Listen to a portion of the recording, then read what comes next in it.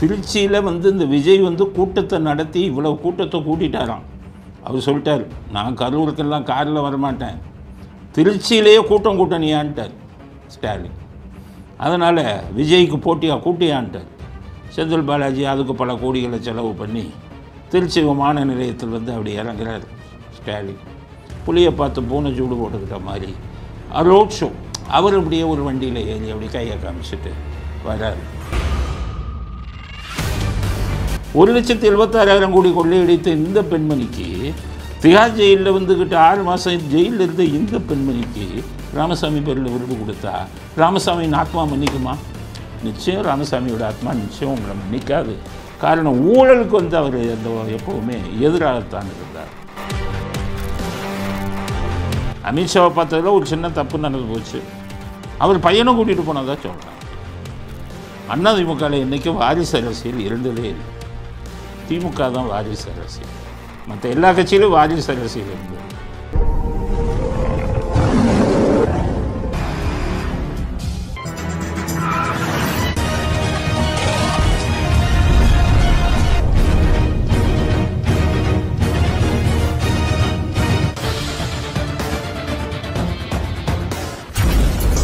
வணக்கம். இன்றைய அரசியல் ஆடுகளம் உங்களை அன்புடன் வரவேற்கிறது. இன்றைய முக்கியமான அரசியல் அலசல் என்னென்னு பார்க்கலாம். இன்றைக்கி ராமசாமி பிறந்த நாள். ராமசாமி பிறந்த நாளில் என்னென்ன பண்ணாங்க கூத்துன்னு நம்ம சொல்லணும்ல.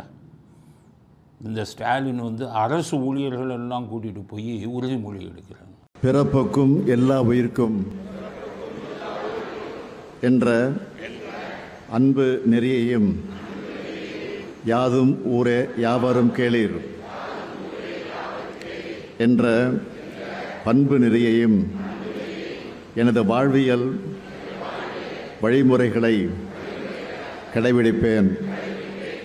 ராமசாமி எந்த அரசு பதவியிலையும் இல்லை, சுதந்திரத்துக்காக பாடுபட்டவர் இல்லை.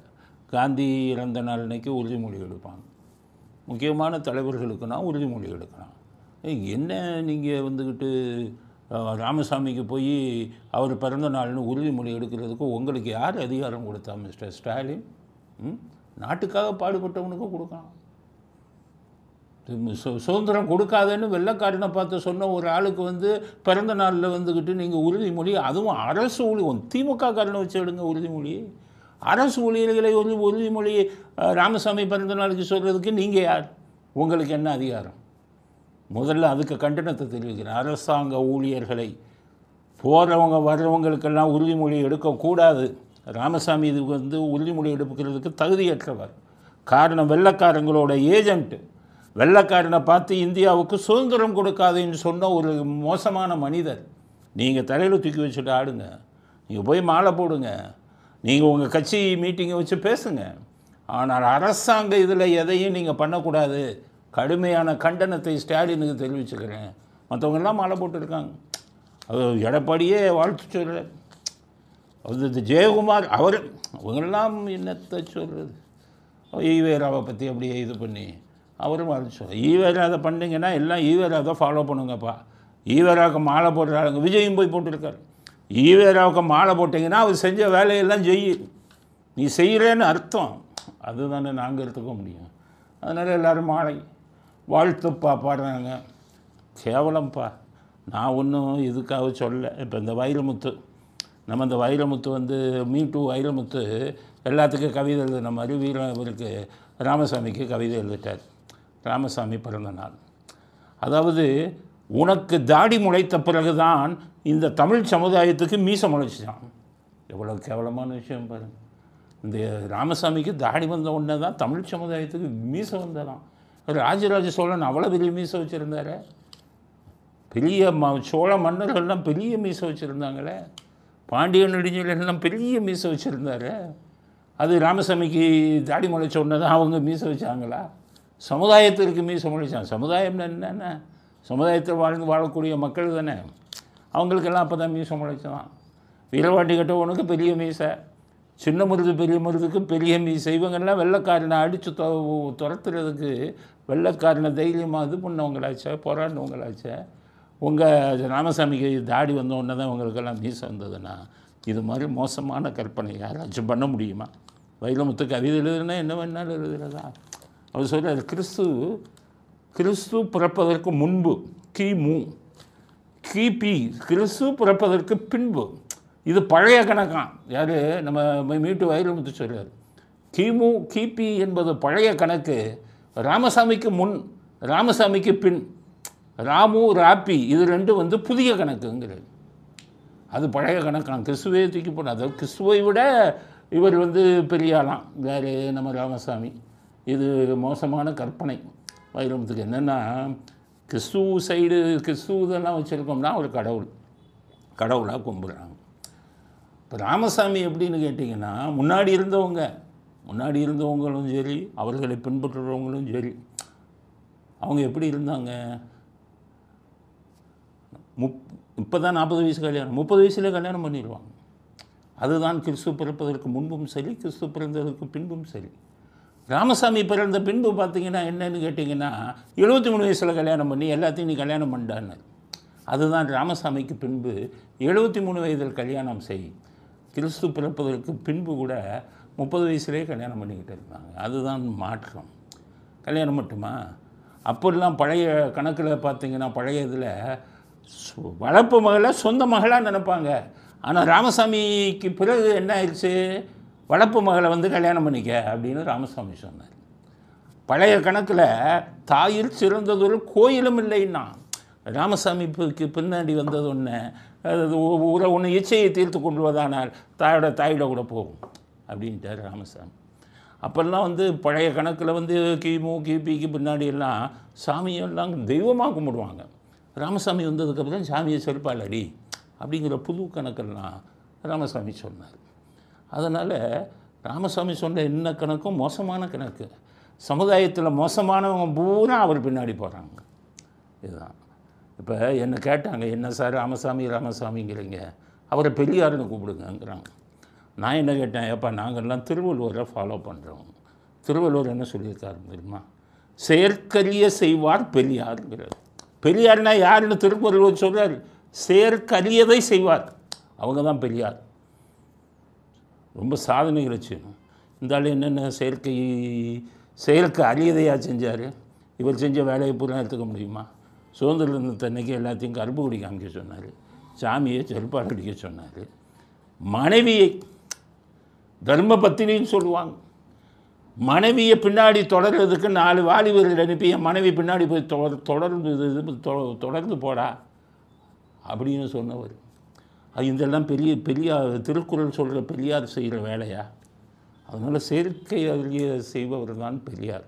இவர் எப்படி கூப்பிடலாம்? அப்படி செய்யாதவங்களே செயற்கரிய செய்யாதவர் சிறியாருன்னார். அதனால் நீங்கள் வந்து ஈவே ராமசாமிக்கு பதிலாக சிறியாருன்னு கொடுங்க. இவர் அவருக்கு சிறியாருன்னு பேர் வைங்க, வள்ளுவரின் தத்துவத்தின்படி. அப்போ நாங்கள் ஏற்றுக்கணும். நீங்கள் பெரியாருனீங்கன்னா நாங்கள் ராமசாமின்னு தான் கூப்பிட வேண்டியது வரும்.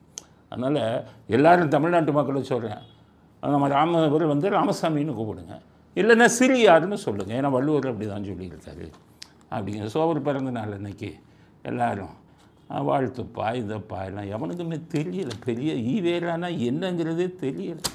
சமூக நீதிங்கிறான், என்னென்னமோ சொல்கிறான்.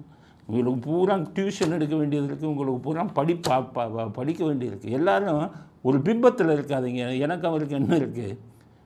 படித்ததை வைத்து சொல்கிறேன். நாங்கள்லாம் சின்ன வயசு, அவர் இறக்கும்போதே எனக்கு ரொம்ப சின்ன வயசு.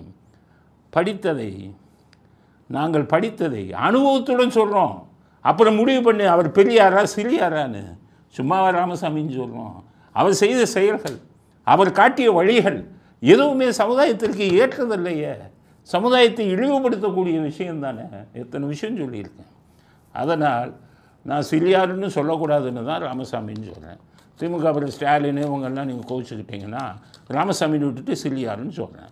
ஏற்றுக்கிட்டிங்கன்னா இன்னும் அப்படி கூட பண்ணலாம் அப்படிங்கிறதெல்லாம் நம்முடைய ராமசாமி பிறந்த நாள் இன்னைக்கு நம்முடைய கருத்து. அடுத்தது நம்ம செந்தில் பாலாஜி நடத்தினார் இல்லை கரூரில் முப்பெரும் விழாவாம். முப்பெரும் விழானா அது என்ன விழா? முப்பெரும்னா 3 இது என்ன? அதுதான் புரியல. முப்பெரும் விழா நடத்திட்டாரு. கொஞ்சம் அப்பப்போ கொள்ளையடிச்ச பணத்தை செலவு பண்ணணும்ல, அப்போ தானே ஸ்டாலின்கிட்ட நல்ல பேர் வாங்க முடியும். அதனால் முப்பெரும் விழா நடத்திட்டார் இன்றைக்கி. எல்லாத்துக்கும் 1000 ரூபா கொடுத்து கூட்டத்தை கூட்டிகிட்டு வந்து சேரை பூரா நிரப்பிட்டாங்க.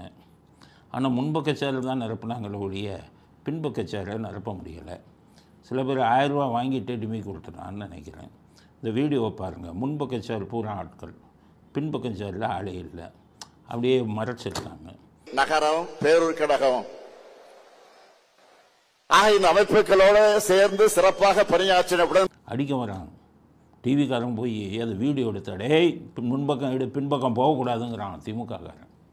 அவங்களும் எப்படி எப்படியோ போய் பார்த்தாங்க, முடியலை. அது தூரத்தில் இருந்து எடுத்து பின்பக்க சேரெல்லாம் காலியாக இருக்கிறது. இந்த வீடியோ பார்த்தீங்கன்னா தெரியும், ஃபுல் காலி. அதுக்கடுத்தது யூனிஃபார்ம். நேற்று நம்ம சொன்னபடி சிகப்பு சேலையில் எல்லா பெண்களும் வந்திருக்காங்க. திமுக காரன் பூரா வெள்ளை வெள்ளை சேட்டை வெள்ளை. அதுலேயும் பார்த்திங்கன்னா அந்த இதில் இலவச வேஷ்டி சேலை மாதிரி இருக்குது. திமுக காரெல்லாம் பார்த்திங்கன்னா பளபளக்கும் அந்த இந்த சட்டை போடுவான். அப்போல்லாம் வேஷ்டி பார்த்திங்கன்னா ஒவ்வொருத்த நேரம் கொள்ளை அடிக்கிறான்ல, கருப்பு சிவப்பு துண்டு அப்படி இதுவரை இருக்கும். அப்படியெல்லாம் விட்டுட்டு பாவம் இலவச சேலை வேஷ்டி கொடுத்த மாதிரி அவனுக்கு ஒரு சேலையும் ஒரு வேஷ்டியும் வந்து இதையும் கொடுத்துருக்கான். அதனால் பாவம் இதாக வந்து உக்காந்துருக்கான். இவங்கெல்லாம் எப்படி கூட்டிகிட்டு வந்தாங்கன்னா, இப்போ விஜய்க்கு கூட்டின கூட்டம் தானாக கூட்டின கூட்டம், அவர் ரசிகர்கள் வந்து எல்லாம் பார்த்திங்கன்னா வந்து குமிஞ்சிருச்சு. இப்போ எடப்பாடி கூட்டுற கூட்டமே தானாக குமிஞ்சிருச்சுங்கிறாங்க, லாரியில் வரல. ஆனால் இவங்க எப்படி லாரியில் கூட்டிகிட்டு வராங்கன்னு பாருங்கள். அந்த ஃபோட்டோவை எல்லாம் லாரியில் ஏற்றி கூட்டிகிட்டு வராங்க. கரூரில் இன்னும் சற்று நேரத்தில் திமுக முப்பெரும் விழா தொடங்க உள்ளது. இதற்காக தொண்டர்கள் வந்த வண்ணம் உள்ளனர். தொண்டர்கள் வரும் காட்சிகளை தற்போது பார்க்கிறோம். இன்னும் சற்று நேரத்தில் திமுகவின் முப்பெரும் விழா கரூரில் தொடங்க இருக்கிறது. லாரியை பிடிச்சது யார்? லாரிக்கு செலவு பண்ணது யார்? அப்போ கூடின கூட்டமா இல்லை கூட்டிய கூட்டமா? கடவுளுக்கு தான் வெளிச்சம், நமக்கு தான் தெரியுது இல்லை. கூடிய கூட்டம் வரும்போது முன்னாடியே சொல்லிட்டு கூடிய கூட்டம் இல்லை கூட்டிய கூட்டம். இதெல்லாம் ஏற்கனவே சொன்னல, அவன் பூரா திருடுறான், அந்த கத்திரிக்காய் திருடுறான், வெண்டைக்காய் திருடுறான், சாம்பார்லாம் திருடிட்டு போயிடறான், பிரியாணி திருடுறான். அது வந்து ஸ்டாலின் வந்து செந்தில் பாலாஜிட்ட திருடக்கூடாதுன்னு சொல்லணும். அவர் செந்தில் பாலாஜி எல்லாத்தையும் கூப்பிட்டு ஏன் திருடுறீங்கன்னு, நீங்கள் பேசிக்கிட்டே இருக்கீங்க, பசிக்குது, பசிச்சா எங்களுக்கு ஏதாச்சும் திங்கணும்ல, அதனால தான் போய் பசி வேகத்தில் கடைசி போனால் எல்லாத்தையும் திருடிட்டு போயிடும் அப்படின்னு. சரி திருடாதீங்க அப்படின்னு சொல்லி எல்லாருக்கும் பிஸ்கட், ஒரு பாட்டில் தண்ணி, இதெல்லாம் வச்சு உதயநிதி ஃபோட்டோ போட்ட ஒரு பை அதுக்கு வந்து கொடுத்துருக்காங்க. இந்த ஃபோட்டோவை பாருங்கள். ஆக திருட்டை தடுப்பதற்காக இந்த மாதிரியெல்லாம் பண்ணி கொடுத்துருக்காங்க. அதில் சீனமங்கை கனிமொழி அவர்களுடைய மாநாடுக்கு வரும்போது அவங்க அப்பா மாதிரி அப்படி கையசைக்கிறார். அவங்க அப்பா பாணியில் வெளியே விவிஐபி மாதிரி இங்கேருந்து வர்றார். வந்து அப்படி வந்து மேடையில் போய் அவர் போய் உக்காந்துட்டார். மேடையில் கனிமொழி உக்காந்த உடனே அதுக்கப்புறம் இந்த இதெல்லாம் இருக்குது பாருங்கள். இப்போ செந்தில் பாலாஜி இருக்கு, இது விஜய் இருக்கார். விஜய் மாநாடு நடத்தினார் விக்கிரபாண்டியில். எவ்வளோ பேர் வருவாங்கன்ட்டு 3 லட்சம் பேர் 5 லட்சம் பேர்னு ஒன்று. கழிவறை எல்லாம் கழிவறை போடுறதுக்கு நிறைய கட்டி விட்டாங்க. என்றைக்கு அவ்வளோ, ஏன்னா எல்லாம் அவசரத்துக்கு போவாங்கல்ல. ஆனால் செந்தில் பாலாஜி தான் நடத்தினார். அவர் அவசரத்துக்கு ஈடி வரும்போது எப்படி போனார்? ஈடி கையை காலை உதலியே போயிட்டார்ல. அப்போ அவர் அதை தெரியணும்ல. வர தொண்டர்களுக்கு வந்து நிறைய கழிவறை கட்டணும்னு, சரியான கழிவறை இல்லை. அது திமுக தொண்டர் மாநாட்டு இதிலேயே போய் ஒன்று கடிக்கிறாங்க. பாருங்கள், இந்த ஃபோட்டோவை பாருங்கள்.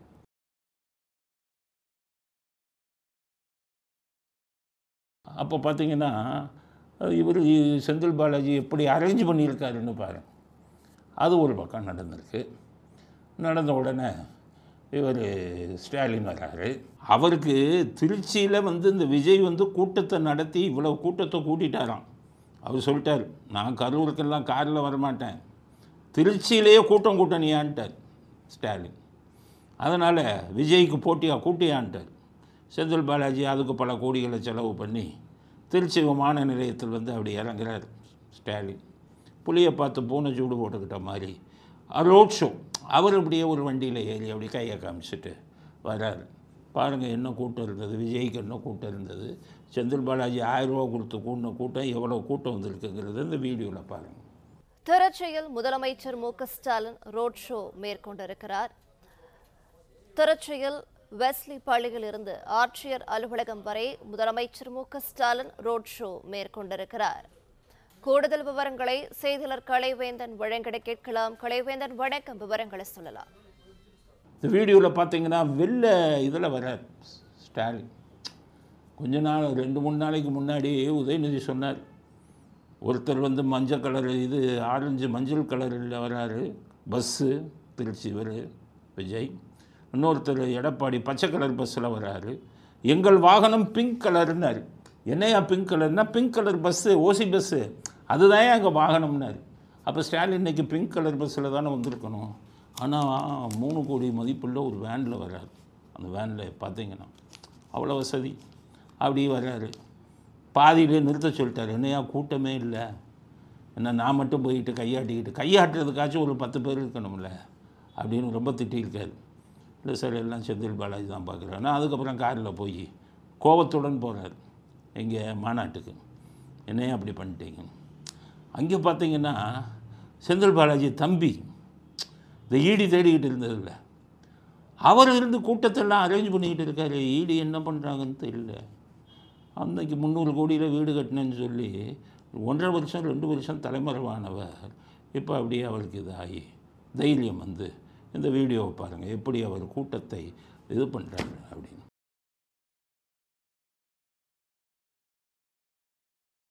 இது ஒரு பக்கம் நடந்துக்கிட்டு, அதுக்கப்புறம் எல்லாம் முடிஞ்ச உடனே ஸ்டாலின் போய் நம்ம ராமசாமி விருதை கொடுத்துருக்காரு கனிமொழி.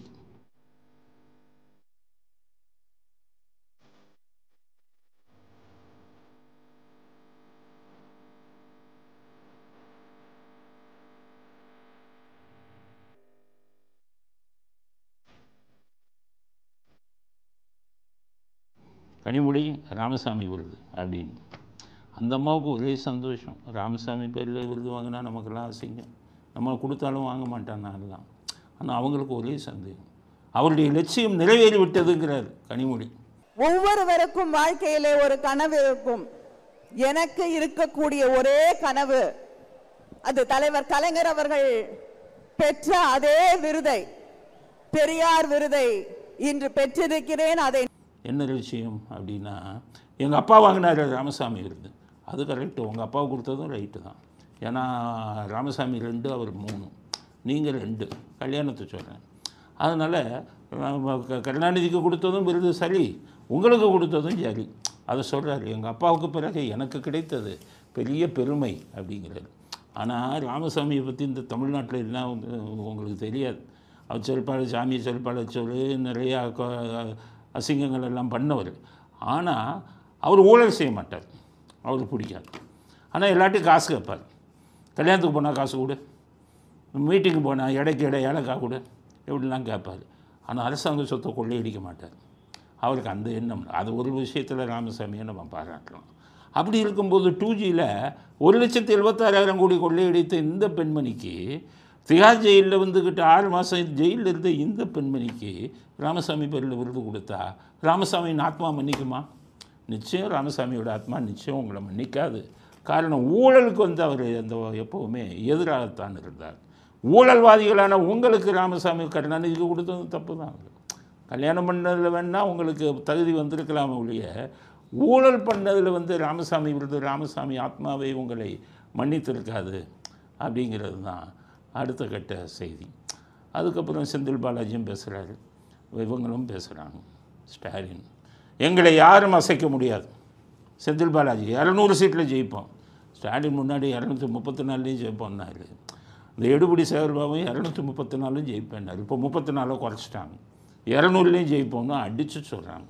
ஆனால் தேர்தல் கமிஷன் அந்த பக்கம் உங்கள் தில்லுமுள்ளு வேலைகளெல்லாம், தில்லாலங்கடி வேலைகளெல்லாம் பூத் வாரியாக எடுத்து செத்தவன் ஓட்டு, வீட்டை காலி பண்ண ஓட்டு, டபுள் என்ட்ரி, 2 ஓட்டு 3 ஓட்டு வச்சுருக்கேன், எல்லாத்தையும் எடுத்துக்கிட்டு இருக்காங்கங்கிறது இவங்களுக்கு எல்லாம் தெரியாது. அதை எடுத்துட்டா பல்ல பிடுங்கின பாம்பு மாதிரி ஆகிடுவார் ஸ்டாலின். 200 டெபாசிட் வாங்குறீங்களான்னு பாருங்கள். வேணா 4000 ஓட்டு 4000 ரூபா கொடுத்து, 4000 கொஞ்சம் ரேட்டை கொடுத்து 5000 10,000ன்னு பணத்தை கொடுத்து ட்ரை பண்ணுங்கள் ஜெயிக்க. தகுதியின் அடிப்படையில் நீங்கள் 200 சீட்டில் 20 சீட்டு வரீங்களான்னு பாருங்கள்.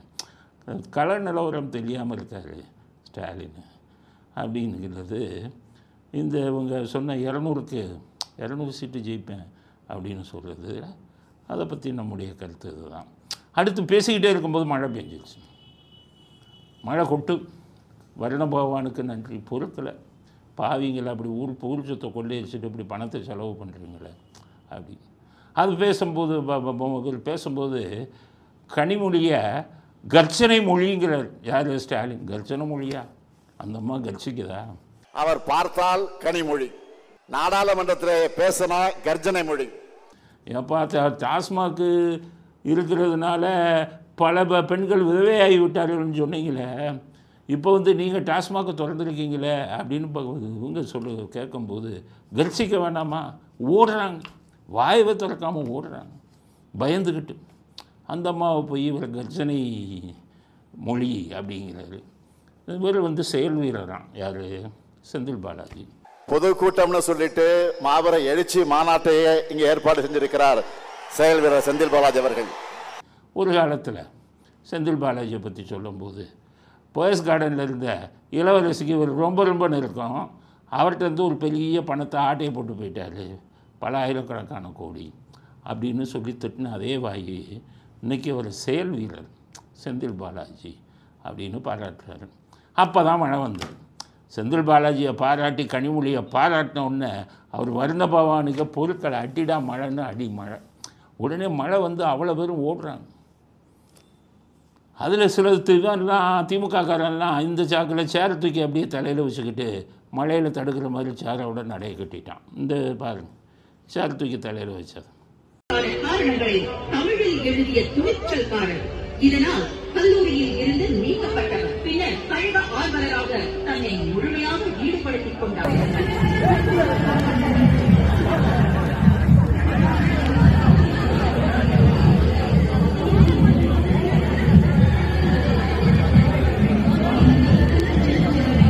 எல்லாம் விழுந்து காலி சேராக இருக்குது. அப்போ என்ன பேசுகிறாங்க கனிமொழி? இவ்வளவு பெரிய மழையிலும் அசையாமல் இருந்து நின்று கொண்டிருக்கும், கொட்டக்கூடிய மழையிலும் இங்கே நின்று கொண்டிருக்கக்கூடிய உடன்பிறப்புகளை பார்க்கும் பொழுது இந்த படை போதுமா? ஸ்டாலின் நன்றி தெரிவிக்கிறார். எல்லாம் ஓடிட்டான். வருண பகவான் பாதியிலேயே காலி பண்ணிட்டார்.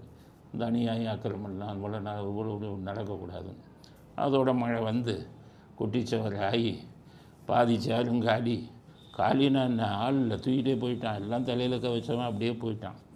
எல்லாருக்கும் இலவசமாக ஒரு கொடை கொடுத்துருந்தா நல்லா இருந்திருக்கும். உதயநிதி படத்தை போட்டு வெறும் பையை கொடுத்து என்ன பண்ணேன்? அதனால இந்த மாதிரி கேலி கூத்தா நடந்து மாநாடு ஓரளவுக்கு நடந்து முடிஞ்சது. இன்னும் சில விஷயங்கள்லாம் நாளைக்கு வரும். இப்போ நடந்துக்கிட்டு இருக்குது. அதனால் நாளைக்கு வரும்போது என்னென்ன அலங்கோலங்கள் நடந்ததுங்கிறத நாளைக்கு இதை பற்றி பேசுவோம் அப்படிங்கிறது அடுத்த கட்ட கருத்து. அடுத்தது எடப்பாடி டெல்லிக்கு போயிருக்கார். டெல்லிக்கு போய் அமித்ஷாவை பார்த்துருக்காரு. அமித்ஷா பார்த்துட்டு வெளியில் வர்றார். எல்லாரும் சூழ்ந்துட்டாங்க. ஆனால் அமித்ஷாவை பார்த்ததில் ஒரு சின்ன தப்பு நடந்து போச்சு. அவர் பையனும் கூட்டிகிட்டு போனதாக சொல்கிறாங்க. அதிமுகவில் இன்றைக்கும் வாரிசு அரசியல் இருந்ததே இல்லை. திமுக தான் வாரிசு அரசியல். மற்ற எல்லா கட்சியிலும் வாரிசு அரசியல் இருந்தது. எம்ஜிஆர் தன்னுடைய வாரிசுகள் யாரையுமே கூட வச்சுக்கல. தன்னுடைய அண்ணன் பசங்களையே ஆரம்ப கட்டத்தில் எம்ஜி சக்கரபாணி அவங்க பையங்க சொல்கிறாங்க, நாங்கள் எங்கள் சித்தப்பா முதலமைச்சர் ஆனோடனே அந்த அதிமுக அலுவலகத்துக்கு போவோம். ஏன்னா நாங்கள் அங்கே தான் சின்ன வயசில் பிறந்து வளர்ந்தோம். அதை கட்சிக்கு கொடுத்துட்டார் எங்கள் சித்தப்பா. அப்போ நாங்கள் போனோம். சிஎம் ஆனோன்னு ஒரு தடவை கூப்பிட்டாரு, நீங்கள் எதுக்கு அதிமுக கட்சி அலுவலகத்துக்கு வர்றீங்க? இனிமேல் கட்சி அலுவலகத்துக்கு போகாதீங்க, உங்கள் வேலையை பாருங்கள், உங்கள் தொழிலை பாருங்கன்னு சொல்லி கட்சி அலுவலகத்துக்கு எங்களை வர வேணாம்னு சொன்னார் அப்படின்னு சொன்னாங்க. ஆக வாரிசுகளை கட்சி அலுவலகத்துக்குள்ளேயே உள்ள நுழைக்கிறாங்க. அதே மாதிரி ஜெயலலிதா எடுத்துக்கோங்க. இந்த தீபா அப்பவும் இருந்தாங்கல்ல, தீபாவுடைய தம்பி அப்பவும் இருந்தாங்கல்ல, சொந்த அண்ணன் பசங்க தானே. அவங்கள அரசியலுக்குள்ளே விட்டார் அவர் இருக்கிறவர் அவங்கள அரசியலுக்குள்ளேயே விடவில்லை. அப்படிப்பட்ட ஒரு கட்சி தான் அதிமுக. அப்போ எடப்பாடி நீங்கள் போய் பையனை கூட்டிகிட்டு நீங்கள் அமித்ஷாட்ட போனீங்கன்னா வாரிசு அரசியல் அதிமுகவிலும் தலை தூக்குதோ அப்படிங்கிற எண்ணம் தொண்டர்களுக்கு வந்துடும்ல. அதனால் எடப்பாடிக்கு சொல்கிறேன், உங்கள் பையனெல்லாம் கொண்டு வராதிங்க. அதிமுக தியாகத்தின் பேர் போன கட்சி. எம்ஜிஆர் ஜெயலலிதாவும் தங்களுடைய குடும்ப உறுப்பினர்கள் யாரையுமே அதில் வந்து கொண்டு வரல. எம்ஜிஆருக்கு வளர்ப்பு பையன் இருந்தான், கொண்டு வரல. மற்ற கட்சிக்காரங்கள்லாம் அந்த எல்லாத்துக்கும் சொல்கிறேன், அதிமுக பாராட்டி பேசுகிறேன்னு நினைக்காதீங்க. யோசிச்சு பாருங்கள், இதெல்லாம் நடந்தது. இங்கே எந்த யாரையுமே குடும்ப உறுப்பினர்களை 2 பேருமே உள்ள விடலை. அப்போ எடப்பாடி வாரிசு அரசியலுக்கு வழிக வகுக்கிறாரோங்கிறது வந்து உங்கள் மேலே வரும். சரி, பார்த்தாரு அமித்ஷா என்ன பேசினார். எப்போவுமே போனால் அமித்ஷா என்ன பேசுவாராம், அதிமுக ஒன்றிணைக்கணும், அதிமுகவை ஒன்றிணைக்கணும்னே சொல்லுவார். இவர் வந்துட்டு என்னடா அவர் சசிகலாவை டிடிவி தினகரனை எல்லாத்தையும் சேர்க்க சொல்கிறாரு, ஓபிஎஸ்ஸை அப்படின்னு ரொம்ப மனசு கஷ்டமாக கோபத்தில் தான் வருவாங்க. இந்த தடவை அமித்ஷா அவங்களோட சேருங்கன்னு வாயவே திறக்கணும். ஏன்னு கேட்டிங்கன்னா, அமித்ஷாவுக்கு போன செய்தி டிடிவி தினகரன், இந்த சசிகலா, ஓபிஎஸ் இவங்கெல்லாம் விஜயோட மர்ம முறை ரகசிய பேச்சுவார்த்தை நடத்துகிறாங்க அப்படின்னு அமித்ஷாவுக்கு ஐபிஎல் போட்டு போயிருக்கு. அதனால் அமித்ஷா முடிவுக்கு வந்துட்டார், இந்த 3 பேர்த்தையும் நம்பக்கூடாது, காலவாரிட்டாங்க, விஜய் பக்கம் போயிட்டாங்க. அப்படிங்கிறதுனால இணைப்பை பற்றி இந்த தடவை பேசலையாம். அது அவருக்கு கொஞ்சம் மகிழ்ச்சியான செய்தி எடப்பாடிக்கு. அப்புறம் வண்டியில் வந்து ஏறாரு, காரில் வந்து ஏறும்போது என்ன பண்ணிடுறாரு, முகத்தை கரைச்சி துணியால் மறைச்சிக்கிட்டு வர்றாரு. இந்த வீடியோவை பாருங்க.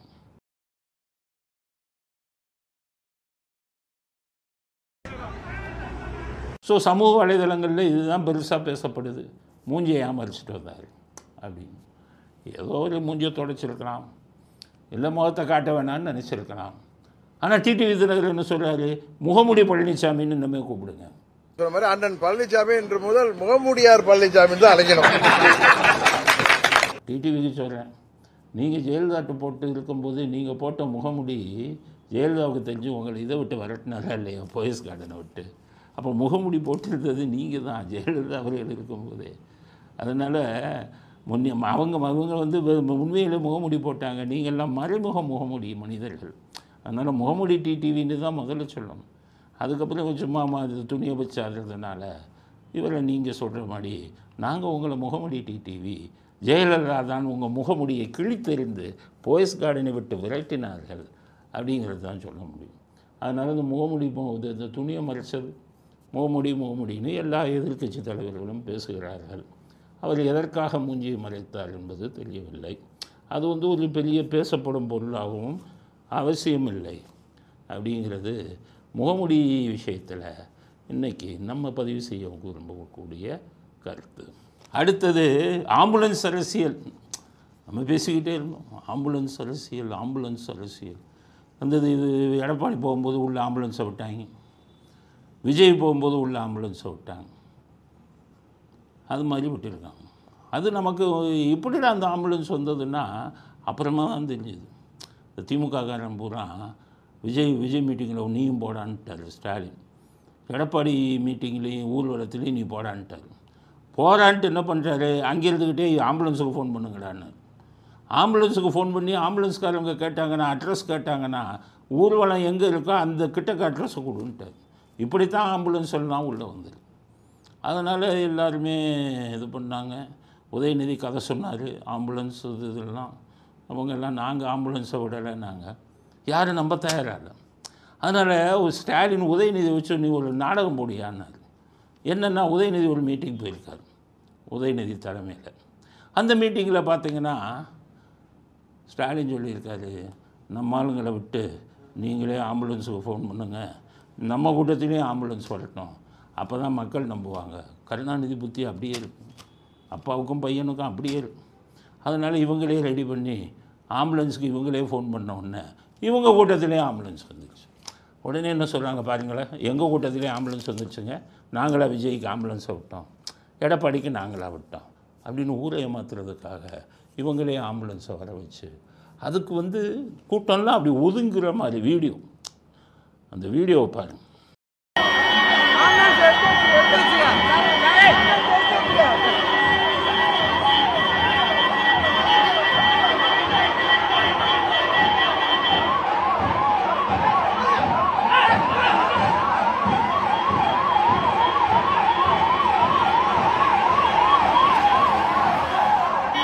ஸோ அந்த ஆம்புலன்ஸ் வருது, கூட்டமெல்லாம் அப்படி ஒதுங்குறான், ஆம்புலன்ஸுக்கு வழி விடுங்க.